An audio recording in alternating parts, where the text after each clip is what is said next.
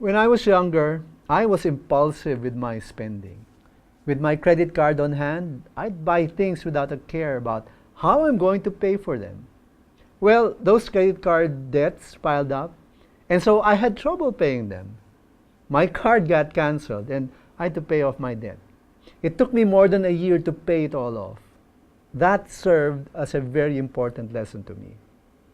I know of many people who fall into the same trap. They will also learn the hard way that the credit card is not their friend. Credit card companies, of course, want to encourage people to borrow and not pay in full. Just pay the minimum. Because by doing so, they maximize their interest earnings. Unfortunately, by keeping people exposed for a long time, the moment a person encounters a financial crisis and he fails to pay the bill, he falls into a sinkhole that could be very difficult to get out of. We live in a world where the financial system has tremendous influence over our affairs. In a very real sense, if you allow them, they will rule over those who have less money.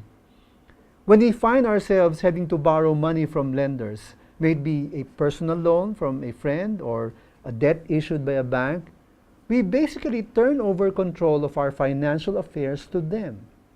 We are no longer at liberty to do with our money as we please.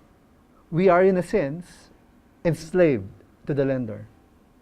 This is precisely what the writer of the Proverbs said. The rich rules over the poor, and the borrower is the slave of the lender. I believe that it is not God's intention for people to be enslaved by another. God desires that people live in freedom, to live without any shackles constraining them, with no cages imprisoning them. Falling into the hands of a lender is like being financially shackled or imprisoned.